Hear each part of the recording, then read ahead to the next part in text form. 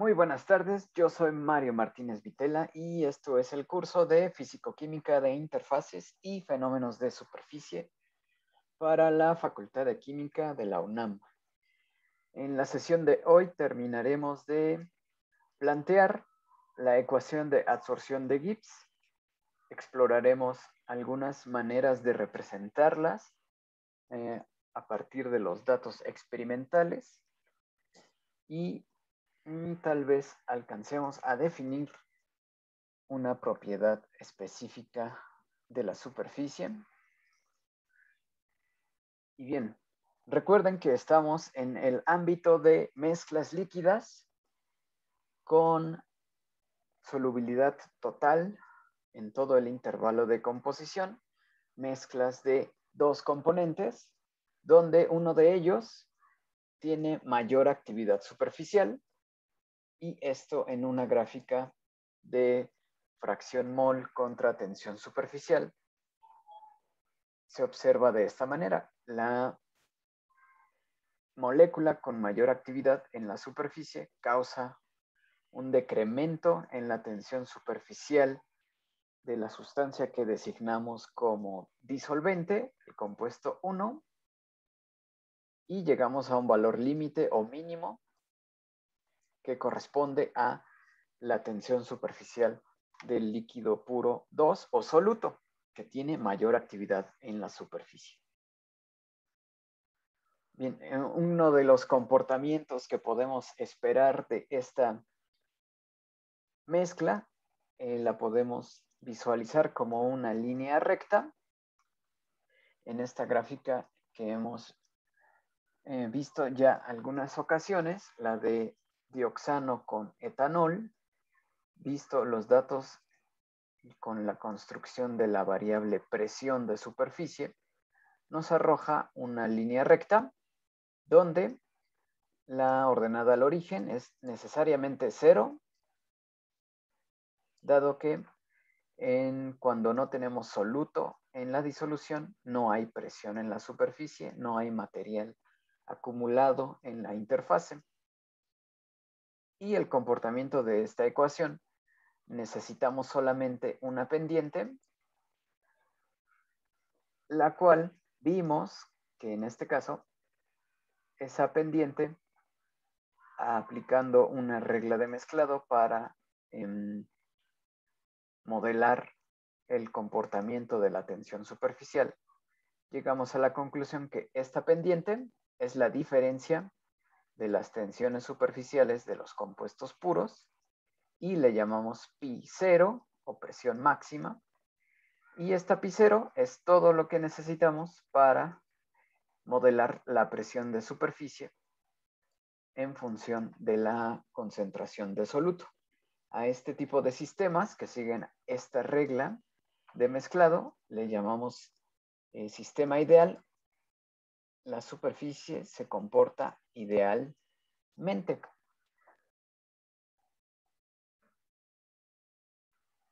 Después encontramos o nos volteamos a definir las propiedades termodinámicas de la superficie, que recuerden, consideramos a la interfase sin volumen, un plano bidimensional,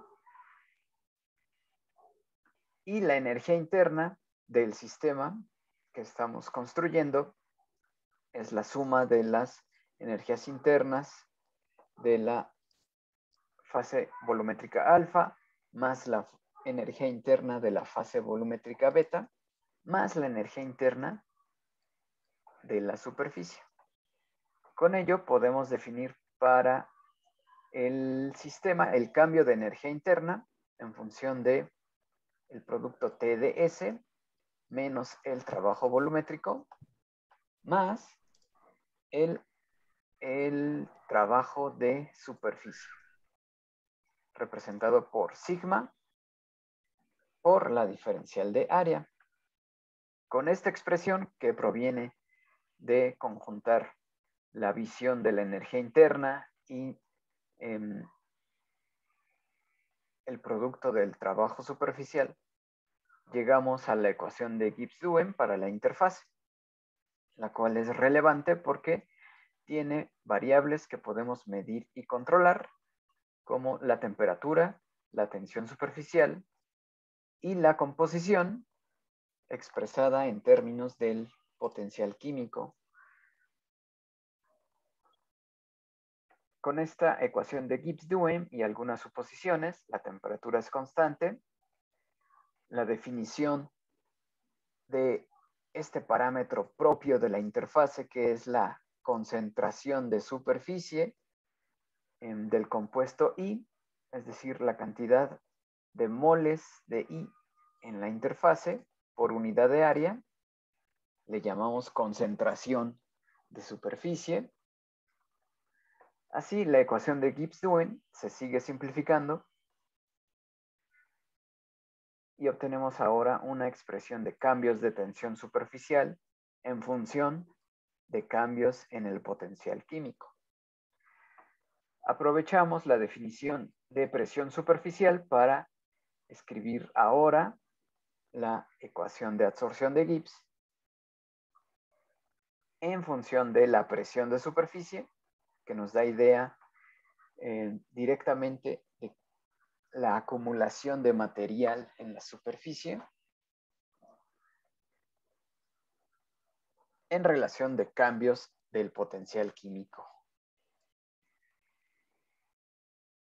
Después hicimos algunas simplificaciones para la ecuación de absorción de Gibbs que nos van a permitir aplicarla a los datos experimentales, los cuales son datos de tensión superficial en función de la fracción mol. Así que nos demanda conocer el cambio del potencial químico. Podemos empezar con la expresión del potencial químico para una disolución ideal, la cual nos dice que es igual a un potencial químico de referencia, el cual puede ser a cierta temperatura o a cierta composición, más RT logaritmo natural de la fracción mol en diferencial, que es lo que nos exige la ecuación de absorción de Gibbs. El potencial de referencia es una constante. Así encontramos la expresión diferencial del potencial químico y la sustituimos. Y con ello encontramos esta expresión explícita en la concentración de superficie, la cual la podemos expresar de dos maneras.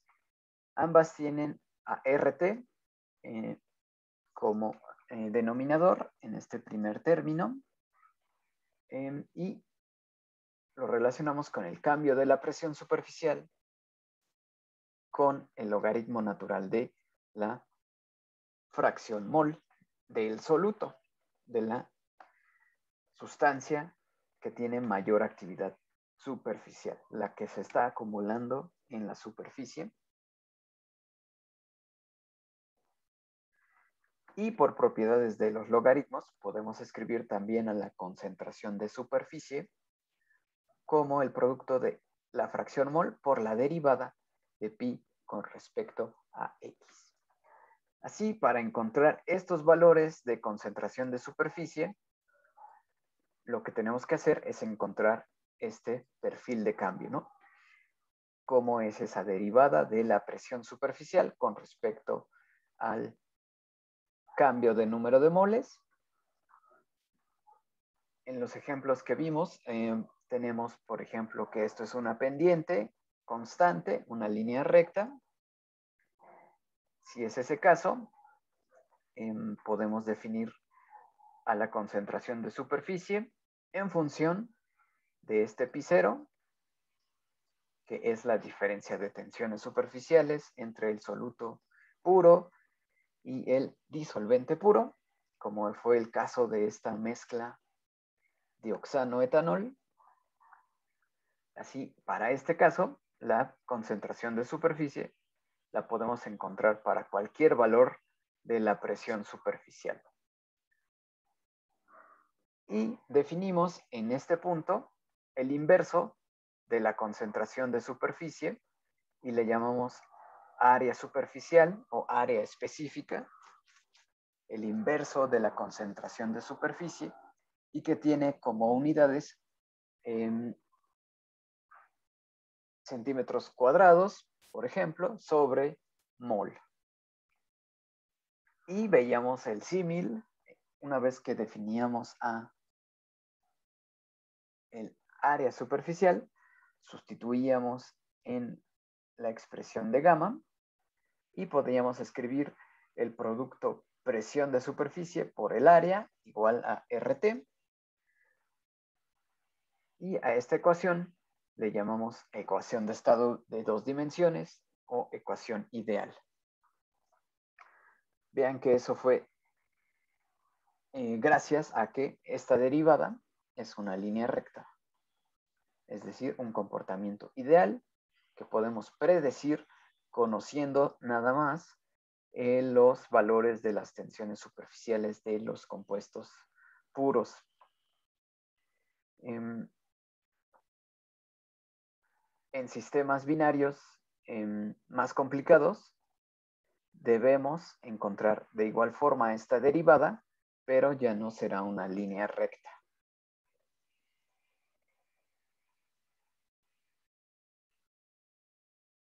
Ok, por ejemplo, en el dioxano teníamos el ejercicio que hicimos la clase pasada de encontrar valores de estas concentraciones de superficie y las cuales nos van a indicar la cantidad de etanol que en cada uno de estos experimentos está poblando la superficie de dioxano. Nos pusimos de acuerdo en qué reusar, que fue la de ergios mol Kelvin, y la temperatura del experimento fue 298.15 Kelvin. Y ustedes me ayudaron a encontrar los valores, ¿no?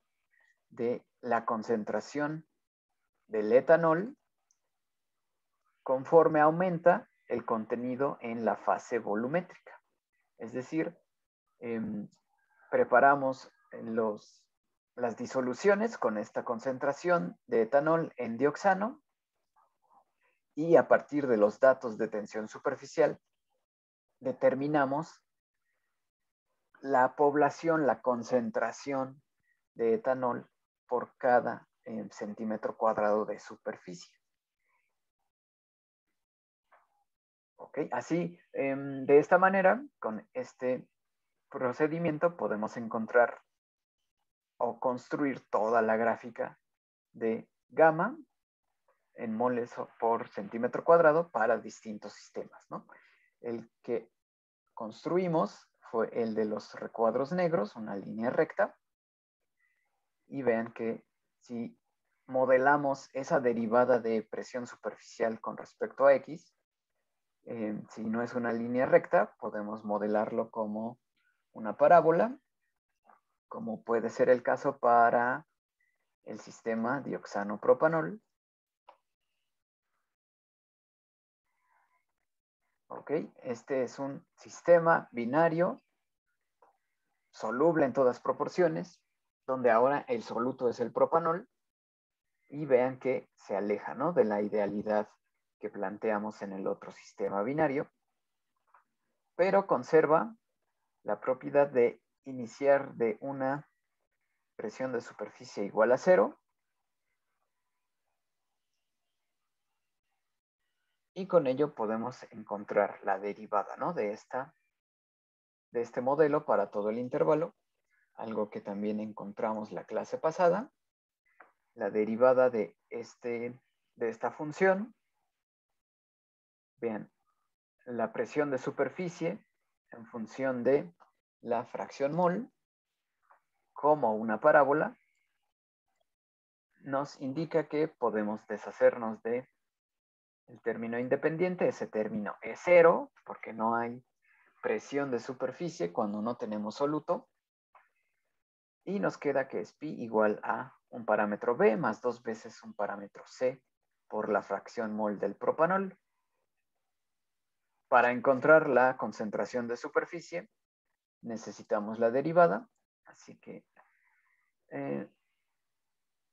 la encontramos de esta manera. Esta es la derivada de pi con respecto a X. ¿Ok?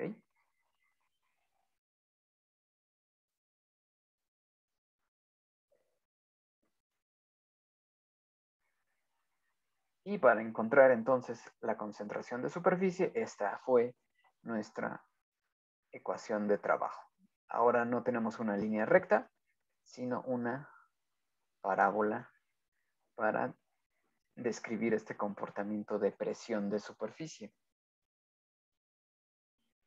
Y lo que hicimos después, ustedes también encontraron valores ahora, no solo de la concentración del propanol en la superficie, encontraron también el inverso, el área que ocupa el soluto por cada mol, ¿ok? Y vimos que tal vez es más sencillo encontrar significado físico en otras unidades y propusimos expresar esta área específica en nanómetros cuadrados por molécula, con lo que encontramos algunas tendencias. Conforme aumenta la concentración en el bulto, esta X va aumentando, la concentración en la superficie aumenta también, va poblando el propanol, esta interfase con el dioxano, y en la última columna vemos que el área que ocupa cada molécula va disminuyendo, ¿ok?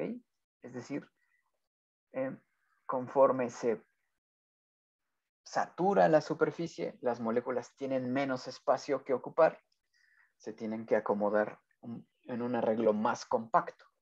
Y es lo que nos arroja estas determinaciones del área superficial. El acomodo en la superficie depende de la concentración en el bulto.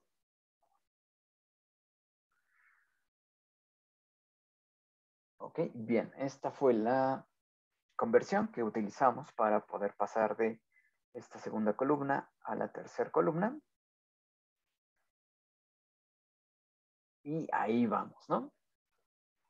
Así que, ¿tienen dudas en esta parte? Es decir, ya conocemos la ecuación de absorción de Gibbs, la cual nos permite, a partir de datos experimentales, que es esta derivada de pi, aquí están los datos experimentales, nos permite encontrar hasta ahora concentraciones de superficie y el área que ocupa cada molécula en esa superficie.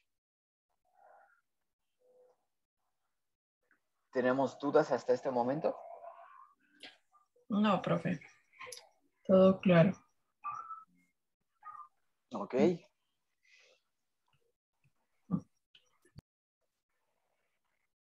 Bien, ahora, vean que así como pudimos construir la gráfica de concentración de superficie en función de X, podemos construir para cada valor, en vez de gamma, podemos recurrir ahora al área superficial. Y en vez de graficar en función de la fracción mol, cada uno de estos valores de fracción mol tiene asociado un valor de presión de superficie. Así que podemos construir para esta clase de sistemas una gráfica donde tengamos al área en función, bueno, de la presión de superficie. ¿Cómo se vería ese caso? Y también comentamos que estos datos, nanómetros cuadrados por molécula, que obtenemos a partir del experimento de tensión de superficie, existen técnicas experimentales que nos permiten medir directamente esta área y relacionarlo con la presión de superficie. Y comentamos que esas determinaciones directas sobre las interfaces están en concordancia con lo que encontramos a partir de este análisis de la tensión de superficie. ¿Cómo se ve esto? Bien, una de estas técnicas experimentales que se aboca al estudio de las interfaces se llama microscopía de ángulo de Brewster.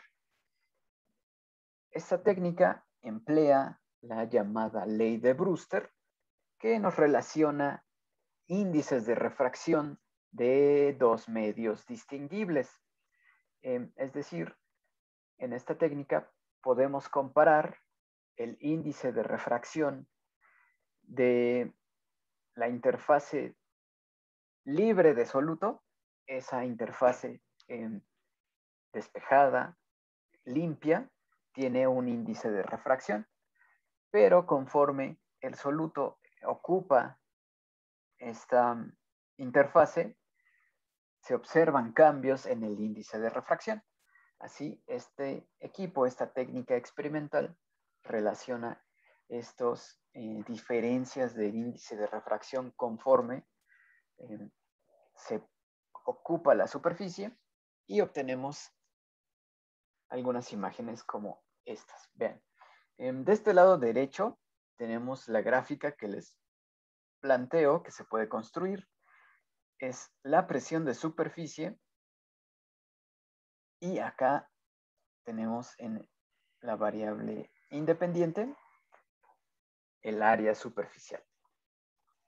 Vean que aquí en este ejemplo, este es un experimento que nos comparte Paula Toimil y colegas en el Colloids and Surface especializado en biointerfaces.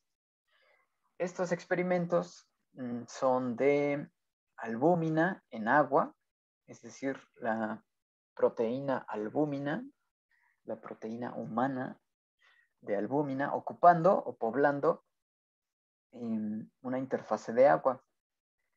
Así que, vean, aquí tenemos esta área está en metros cuadrados por miligramo de soluto, en este caso, en la proteína. Y vean que en esta representación, la presión de superficie va aumentando en este sentido. Y observamos la compresión, ¿no?, del soluto. Conforme aumenta la presión de superficie, va disminuyendo el área que ocupa. Esto es lo que nos indica esta gráfica. Esta gráfica le llamamos isoterma de absorción. Nos da idea de la ocupación del soluto y cómo, en qué área ocupa ese soluto en la interfase. ¿Okay? Así que menores presiones superficiales nos dan las áreas más grandes y llegamos a un límite con las presiones más grandes, donde tenemos una compactación del material, un área, en este caso, la más pequeña que estamos observando. ¿Okay? Esto es la isoterma de absorción. Y el equipo de microscopía de ángulo de Brewster puede crear imágenes donde relaciona los ángulos de incidencia de la luz y el índice de refracción y los relaciona con una escala de grises, ¿ok? Así que dependiendo de lo que el equipo detecte como áreas grises, nos puede ir determinando esta clase de gráficas. Vean que aquí nos regalan 4 imágenes.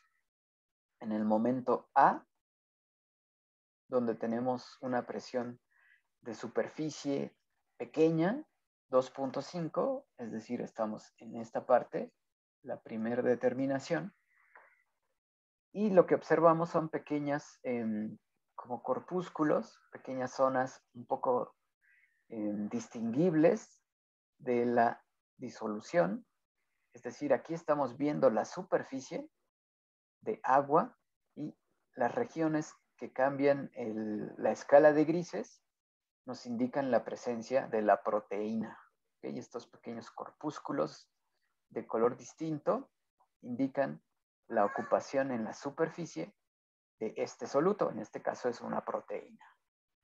Después, en la siguiente imagen, en la B, tenemos ahora una presión de superficie de casi 10 milinewtons, es decir, estamos en este segundo instante. Y la imagen nos da a entender que hay una mayor presencia de soluto. Vemos un mayor número de estas diferencias en lo que está observando el equipo. Estas áreas grises que él interpreta nos indican una mayor presencia de albúmina en la superficie de agua. Y vean, en estas dos últimas, los instantes D y E, en esta parte final de nuestro experimento, bueno, no de nuestro experimento, sino el de Paula, aquí nos comparte que incluso ya hay una clase de arreglo en esta parte, cuando tenemos una presión de superficie de 22, podemos especular que se está orientando el material en una especie de fase aparte, es decir, está formando una monocapa de soluto. Y por último, con una presión de 23.5 se observan más de estos arreglos, ¿no? Esta clase de canales, no sé si pueden observarlos, se observan como canales, una forma de organización de la proteína en la interfase de agua. ¿Ok? Así que esto lo construye la técnica relacionando cambios de índice de refracción y también cambios en la refractividad, ¿no? Con lo cual puede crear un perfil de áreas grises y crea estas diferencias que son evidencia de la acumulación de material en la superficie.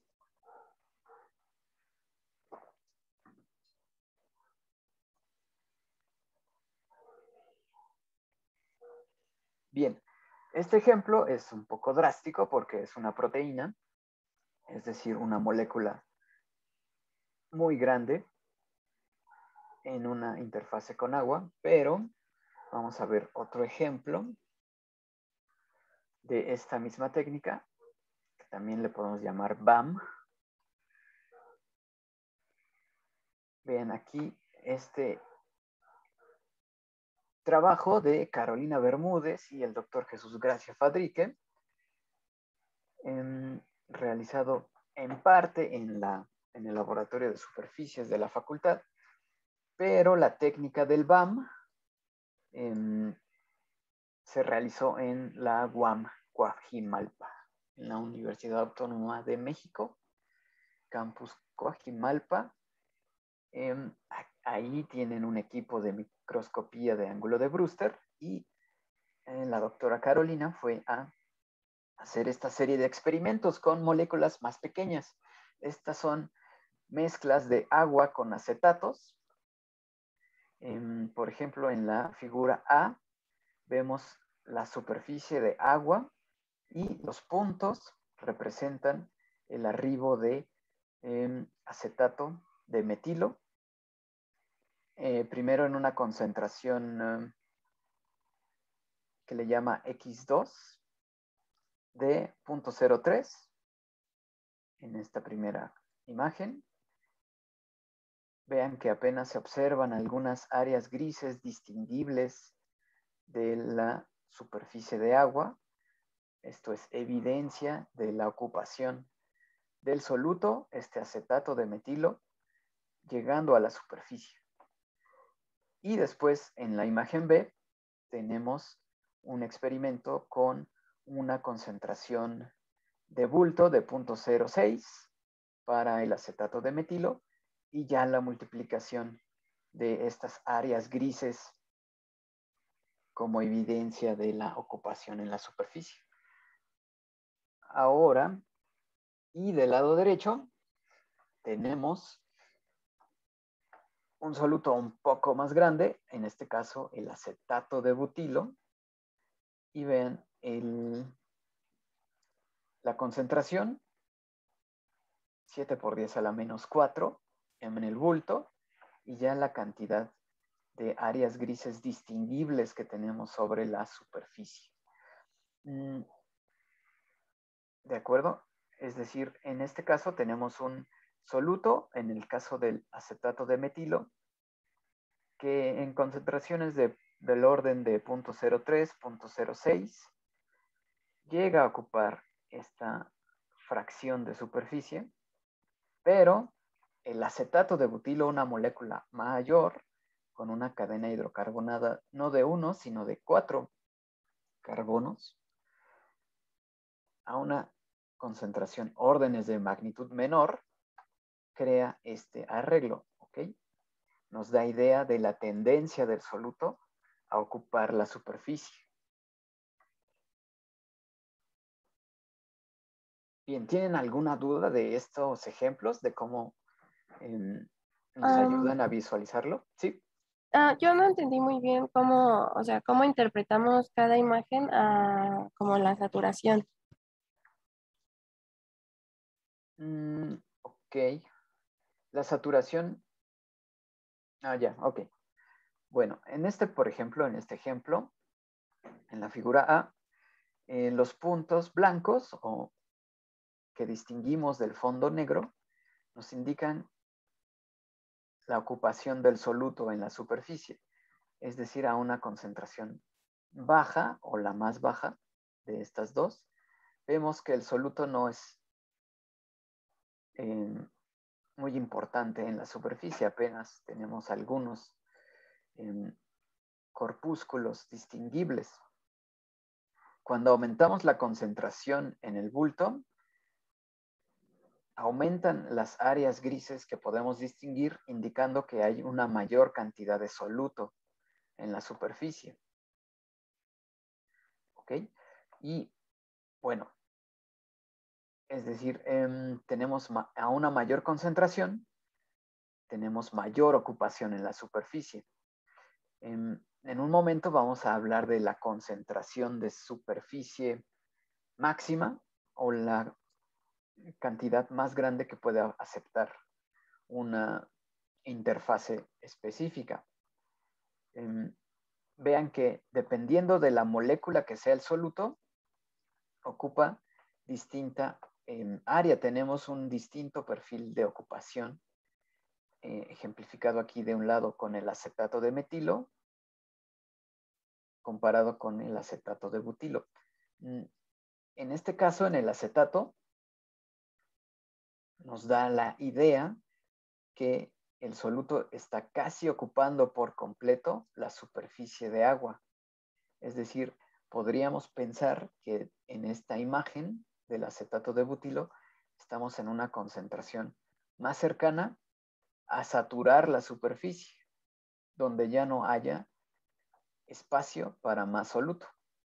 Comparado con esta imagen, donde vemos todavía espacios negros, espacios vacíos, en esta imagen vemos regiones pequeñas donde podríamos pensar que aún hay espacio disponible. Las áreas negras indican espacios disponibles para el soluto. Una vez, ¿sí? Perdón. Y por ejemplo, viendo una imagen, usted puede saber si, o sea, por ejemplo, ahí que se ve mucho soluto en la superficie, pero puede saber si es como una molécula grande o una pequeña o no. Ok.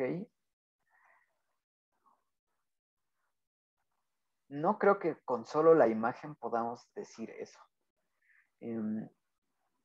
Primero tendríamos que, por ejemplo, me voy a regresar a la anterior. Primero tendríamos que tratar de crear esta isoterma de absorción,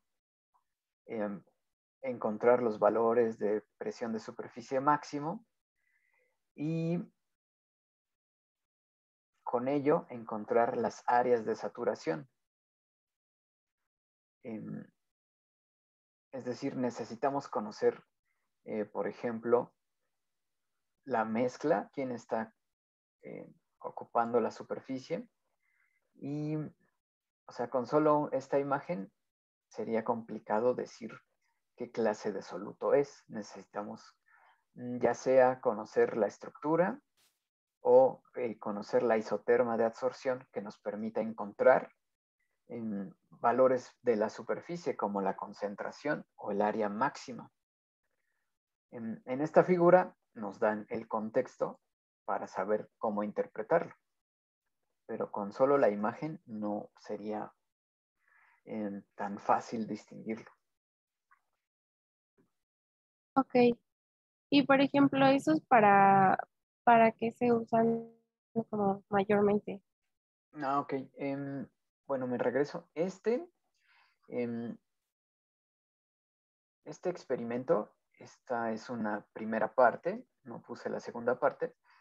Es un estudio de la interacción de la albúmina, una proteína que se encuentra, por ejemplo, en la sangre humana, y estudian la interacción con un lípido, un fosfolípido, que está presente también en el cuerpo humano, y a partir de estas gráficas podemos determinar las interacciones que existen.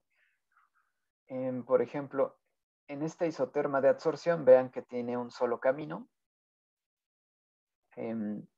pero si existen interacciones con otro soluto, por ejemplo, en este caso estudian a un segundo soluto, que es un fosfolípido, encuentran distintas mesetas en esta gráfica, con lo cual buscan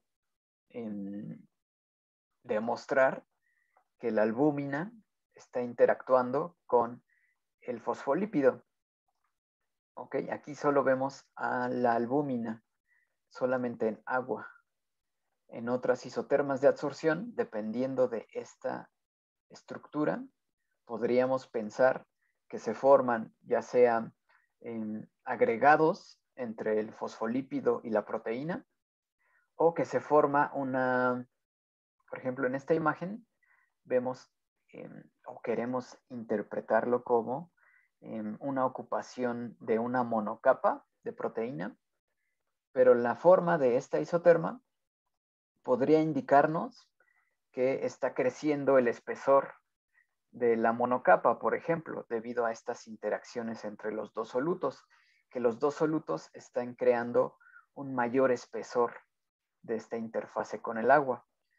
Y bueno, eso tendría repercusiones para, por ejemplo, toxocinética, la interacción de algunas drogas con las membranas hechas de fosfolípidos y con proteínas. Esta clase de isotermas nos pueden decir si hay interacciones entre solutos que queramos estudiar o si esta interfase está creciendo, se está creando una multicapa. Y también este equipo también nos puede decir de qué tamaño es la interfase. Es decir, hasta ahora hemos visto nuestras teorías de la ecuación de absorción de Gibbs nos dicen que es un plano bidimensional. Pero en la realidad, cuando tenemos moléculas ya de tamaños importantes, como la proteína o como el fosfolípido, esa intercapa, esa interfase, ya no podemos modelarla como un plano bidimensional, sino empezamos a modelarlo como una ocupación multicapa, y la forma en que sea esa isoterma nos va a decir cómo es esa multicapa. Voy a tratar de dibujarla en esta parte de aquí. Una multicapa se vería como con varios escalones. ¿Ok? Y cada meseta nos estaría indicando la formación de ya sea una multicapa o de una interacción entre los solutos. Cada una de estas escalones en esta isoterma nos daría esa idea. Aquí no se observa porque es solo un soluto. ¿De acuerdo? Cuando tenemos más solutos, podemos empezar a esperar esta clase de isotermas que tengan mesetas que indiquen interacciones entre moléculas más grandes o que se está formando una multicapa. Y vean que, pues en este caso, en la revista donde se publicó eso, precisamente se dedica a interfaces biológicas, donde tenemos presencia de proteínas, de fosfolípidos, de agua, de grasa, etc. Y tenemos que tomar en cuenta interacciones eléctricas con los cationes, con los electrolitos presentes en las biointerfaces. Es decir, es todo un tema, ¿no? Por ahora, lo que quería mostrarles es que sí hay una ocupación en la superficie, sí observamos cómo un material puede empezar a ocupar la superficie y puede empezar a organizarse en esa superficie. ¿Ok? En este caso son moléculas muy grandes, una proteína, la albúmina, pero también sucede en moléculas más pequeñas, agua con acetatos. ¿Ok? Ok, gracias, profesor. Muy bien. Ahora, una vez que visualizamos que podemos tener una interfase vacía o una interfase completamente ocupada, vamos a usar a la ecuación de absorción de Gibbs para que nos diga en qué ámbito de concentración en la superficie estamos, si estamos aquí, si estamos en una ocupación media o en una ocupación total. Así que vamos a este sistema. En el lado, bueno, en la parte superior tenemos presión de superficie contra la fracción mol del propanol. Y vean que tenemos este comportamiento que modelamos como una parábola. Pero en la parte de abajo tenemos los mismos datos, pero ahora representados en función del logaritmo natural de la fracción mol del propanol. Son los mismos datos, pero diferente representación. Vean que ahora obtenemos una gráfica un poco distinta. Son los mismos datos, pero observamos una diferencia, ¿no? Entre la representación logarítmica acá abajo y la representación lineal. Bien, ¿por qué queremos distinguir estas dos maneras de representar los mismos datos? Podemos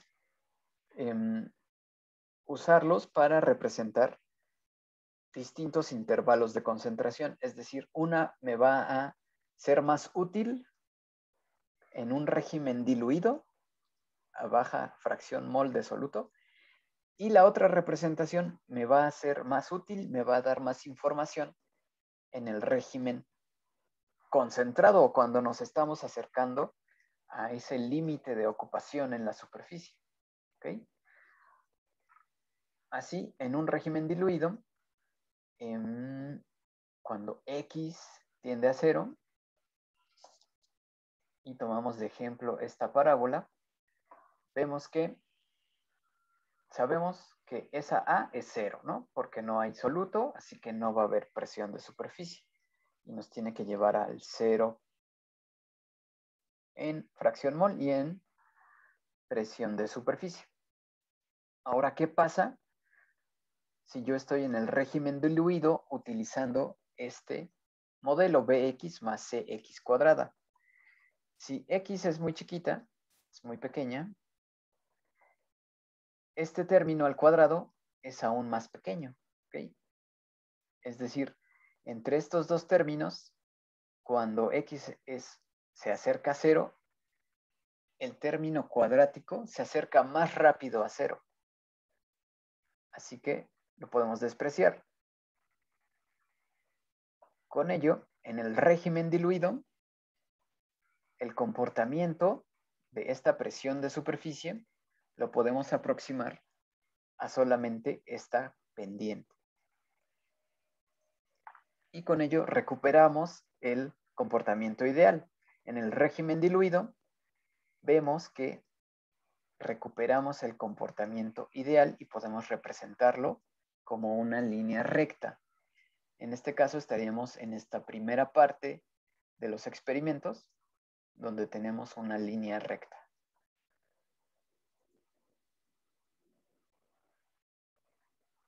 Profe, ¿por qué eliminábamos el factor de cuadrático? Cuando X es muy pequeña, se está acercando a 0, bueno, pueden hacer ustedes ahí ejercicios en su calculadora. Vean que cada vez, si comparan la misma X y luego X al cuadrado, este X al cuadrado va a ser aún más pequeño. Ok, entonces, si yo sumo BX más CX cuadrada,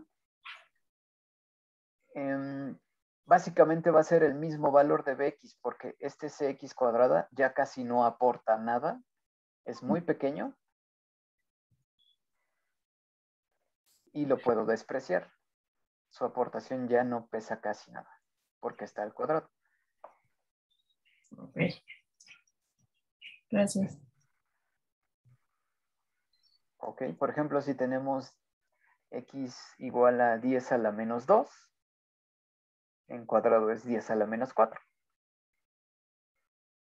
Así que ya casi no tendríamos una aportación de este término. Eso solo se puede cumplir en el régimen diluido.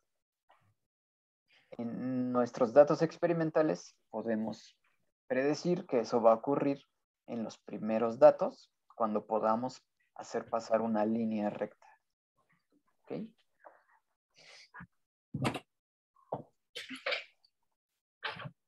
Muy bien. ¿De acuerdo? Ok. Ahora, ya tenemos el régimen diluido. Lo podemos aproximar como una línea recta. Y ahora nos vamos a... Pero, ¿sí? Bueno, o sea, entonces en este ejemplo los valores negativos también, o sea, los valores negativos para X también aplican. ¿O solo es antes de llegar a 0? ¿Pero cuáles valores negativos de X? Pues no sé, o sea, no sé si X pueda tener valores negativos. Dado que es una fracción mol, no podría tener valores negativos. Ok. Sí, entonces ya. Gracias. Muy bien. Ahora recuerden que teníamos esta otra forma de representar la concentración de superficie en función del logaritmo natural. Esos mismos datos se ven ahora como en esta gráfica inferior. Y vean que el lado izquierdo nos representa valores diluidos, presiones bajas, y conforme avanzamos en la concentración, se va, digamos, se va acelerando la presión de superficie. Bueno, digo acelerando, pero en realidad vemos un aumento en la pendiente simplemente. Aquí hay, en los primeros datos podemos establecer una pendiente, en la parte media otra pendiente, y en la parte más saturada, en la parte que nos acerca a los valores más grandes de la presión de superficie, vamos a tener otra pendiente. Así, esta representación en logaritmo nos ayuda a interpretar la región saturada cuando tenemos una mayor presencia de soluto y mayores presiones de superficie. Es decir, aquí tenemos también a la pendiente, esta es una pendiente, el cambio de la presión con respecto al logaritmo natural de X. Esta pendiente es máxima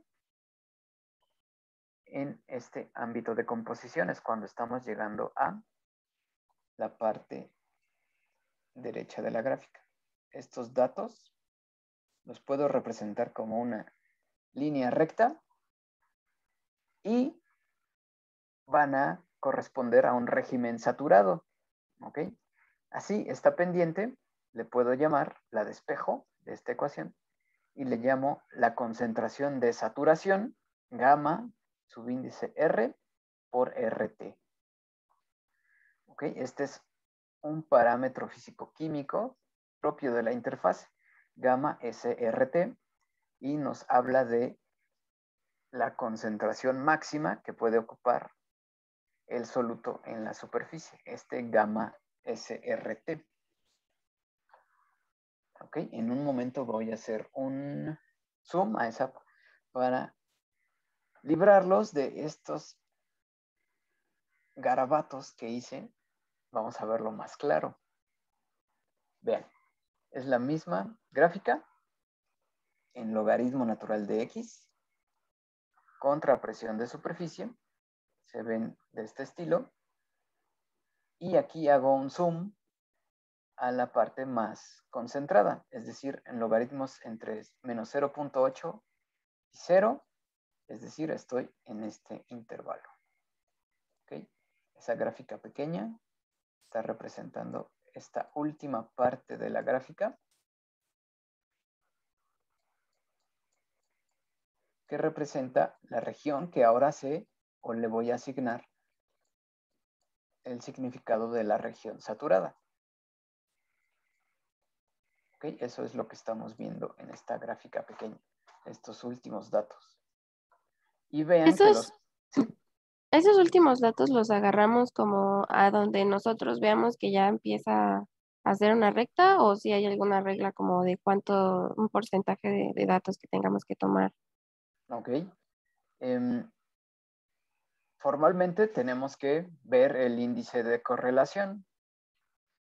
Ok. Conforme tengamos un mejor coeficiente de correlación, dependiendo de cuántos datos tengamos, eso nos va a dar el criterio para saber quiénes se quedan y quiénes no.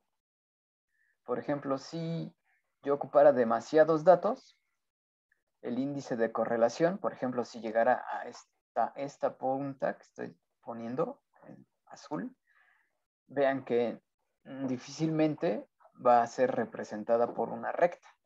Ahí el índice de correlación sería muy bajo, muy distinto de 1. Así que puedo recorrer un dato para acá y ver que va mejorando, ¿no? Va mejorando el coeficiente de correlación hasta que es muy parecido a 1. Cuando sea muy parecido a 1, por ejemplo, 3,9, 0.99 para el índice de correlación, con esos datos yo puedo obtener la pendiente de esa región que quiero entender como la región saturada. Así que entre mejor sea el índice de correlación, son los datos que puedo tomar. Ok, ¿y la pendiente ahí qué significaría? Muy bien. Vean que esta pendiente es la derivada de pi con respecto al logaritmo natural de x cuando esta pendiente es máxima. Es decir, vean que en este lado, si yo trazo una pendiente entre estos 3 puntos, la pendiente es más baja que si yo trazo una pendiente entre estos 4 datos. Y la pendiente más alta es cuando tomo los datos más cercanos a la saturación. Es decir, tengo una pendiente máxima y a la cual le relaciono el régimen saturado, y esa pendiente es igual a gamma SRT, donde podemos extraer gamma S, la cual es la concentración máxima que va a tener el soluto en la superficie. Ah, ok, gracias. Ok, así tenemos dos representaciones para los mismos datos.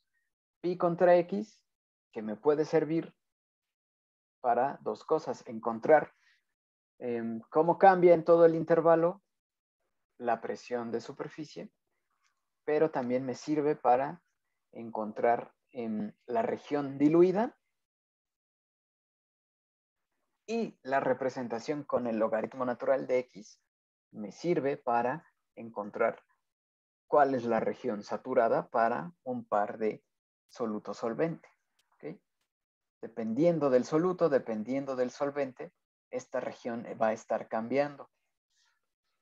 Y esa pendiente que yo asigno a los datos en la parte saturada, esa pendiente es igual a gamma SRT. ¿Okay? Y me representan la ocupación, la concentración máxima que puede tener ese soluto en esa interfase.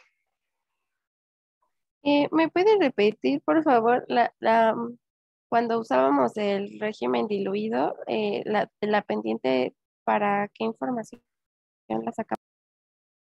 Acá está. Cuando tenemos pi contra x, nos sirve para encontrar cuál es el régimen diluido. ¿Ok? En la gráfica, vean que nos concentraríamos es decir, nos enfocamos en la parte de bajas fracciones mol y podríamos pasar una línea recta por ella. Bueno, eso no es una línea recta, ¿verdad? Pero ustedes piensan que sí lo es. En la región diluida, esa pendiente es constante y para ello nos serviría esta pi contra x para encontrar el régimen diluido. O sea, ¿ve qué significa? La b es la pendiente de esta derivada de pi con respecto a x. Es el parámetro que me está describiendo este modelo. Pero sería valores de fracción mol muy bajos, ¿no? Solamente. Así es, sí. Si ya no tengo valores muy bajos, si esta x está creciendo, ya necesito incorporar el otro término para poder predecir estas regiones. Profe, Sí. una pregunta. Entonces, la ecuación pasada en donde nada más se cancelaba A y se dejaba B más 2CX, ¿esa sería la ecuación para los que tengan mayor concentración? Sí, para mayor concentración. Bueno, para todo el intervalo. ¿Okay? Esa ecuación sirve para todo lo que necesites, pero vas a observar que a regiones muy pequeñas, el término C por X ya es muy pequeño. Ok, entonces eso se utiliza nada más como para regiones, pues sí, ya muy chiquitas, ¿no? Sí, así, si estamos en regiones donde X es muy pequeña, podemos simplificarlo y solo dejar como una pendiente, esta pendiente de esta recta. Oh, claro. Ok, ok. Ok, gracias, profe. Muy bien. Bueno, vamos a seguir viendo ejemplos para que ustedes estén más familiarizados con este manejo. Entonces, llegamos a la conclusión así que tenemos un gamma S y ahora podemos proponer otro término propio de la superficie, que es esta letra griega, teta, y la definimos como la relación entre la concentración de superficie en cualquier momento entre la concentración máxima, entre la concentración saturada del soluto. Es decir, estamos definiendo la fracción de ocupación. Esta letra griega, teta, nos indica la fracción de ocupación en la superficie. Así, teta irá desde 0 a 1, dependiendo de en qué régimen estemos. ¿Okay? Valores bajos de teta cercanos a 0 indican una baja ocupación, una baja concentración en la superficie. Y cuando teta tienda a 1, indica que estamos acercándonos a la región de saturación máxima. Así, estamos con la fracción de ocupación en la superficie. ¿Ok?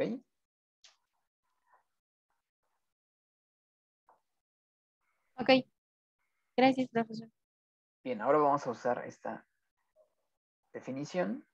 Recuerden que cuando estamos en una superficie ideal o diluida, solo necesitamos esta pendiente, M o B en la, como le llamamos acá, B, esta pendiente, es esta que estoy escribiendo acá. Es esta pendiente. Y vean que puedo escribir entonces esta ecuación, sustituyo esta gamma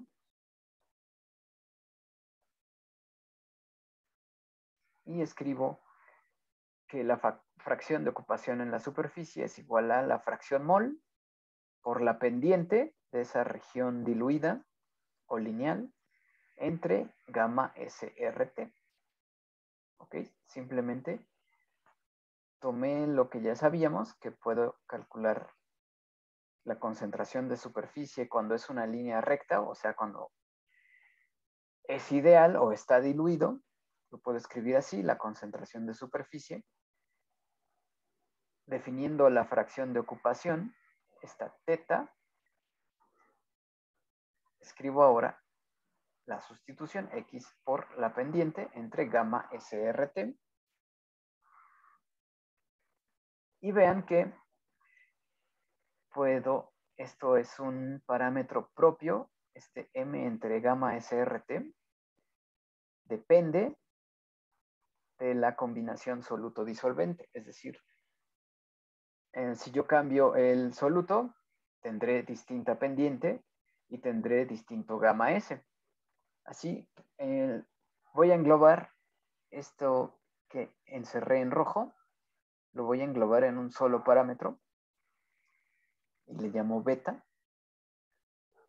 Beta es igual a esa pendiente entre gamma SRT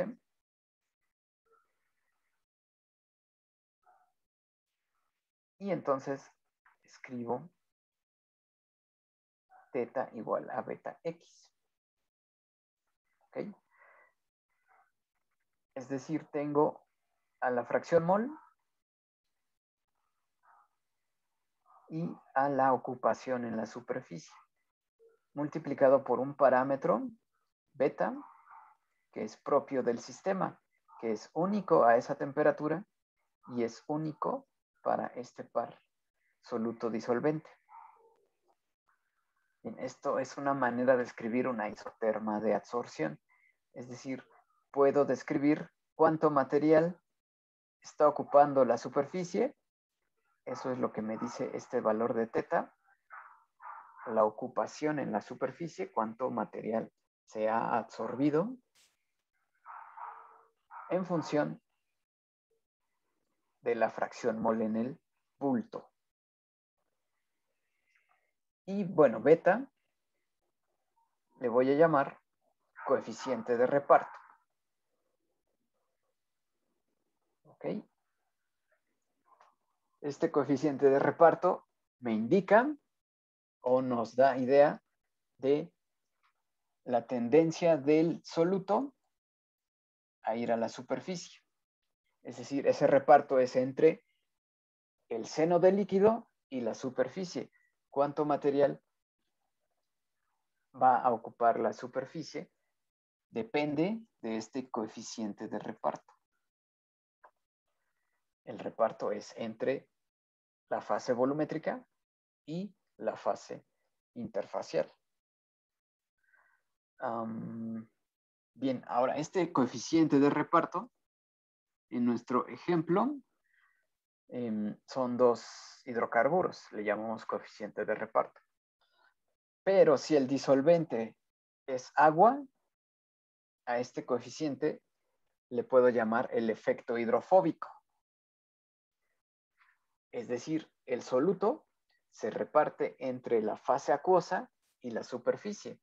Entre mayor sea este beta, el soluto es más hidrofóbico.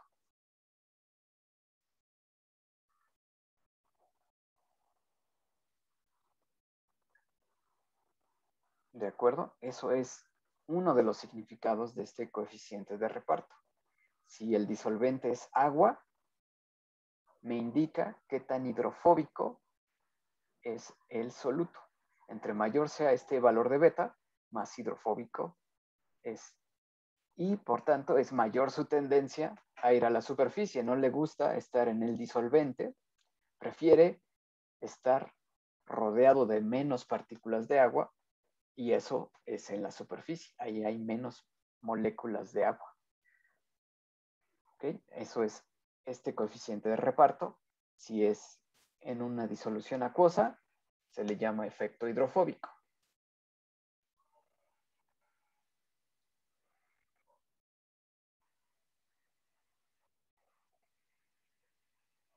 Bueno, ahora, para terminar la sesión de hoy, solamente vamos a hacer un panorama de lo que tenemos ya.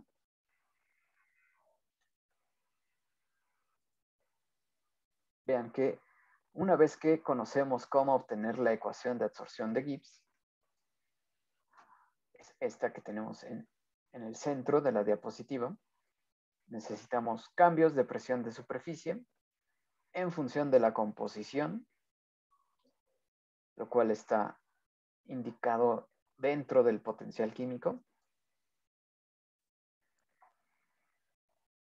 A partir de esta ecuación podemos obtener, ya vimos cómo, una isoterma de absorción, es decir, ahora modelar este comportamiento en función de cuánto material hay en la superficie, lo cual nos lo indica la fracción de ocupación θ, que va de 0 a 1.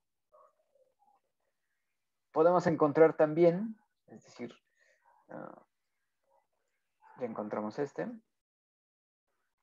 Habíamos encontrado también una ecuación de estado de la superficie, es decir, cuando representamos el comportamiento de la presión de superficie en función de la fracción mol, estamos definiendo una ecuación de estado de la superficie. Y con la ecuación de absorción de Gibbs podemos encontrar ahora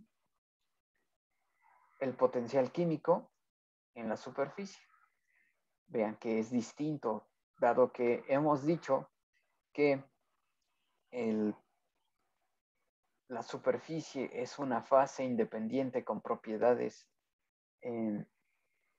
propias, distintas de las fases volumétricas. Eso indica que también podemos asignarle un potencial químico a la superficie. ¿Ok? Y eso es lo que vamos a hacer la próxima sesión, encontrar ese potencial químico de la superficie para el soluto. Recuerden que esto está siempre referido al soluto. Este potencial químico en la disolución es del soluto. Y el potencial químico que encontremos va a ser el del soluto en la superficie. ¿De acuerdo? Esto es lo que hemos estado haciendo. Vean que el potencial químico que usamos fue el de la disolución ideal, que está solo en función de la fracción mol, pero podríamos usar actividades si queremos una disolución real. Y eso, si lo metemos a esta ecuación de absorción de Gibbs, nos puede servir para encontrar otras ecuaciones de estado o también otros potenciales químicos. Así que eso es lo que vamos a ver la próxima sesión. Cómo encontrar este potencial químico en la superficie y otro parámetro energético que ya nos va a servir más para visualizar el coeficiente de reparto y el efecto hidrofóbico. ¿Ok? Ok.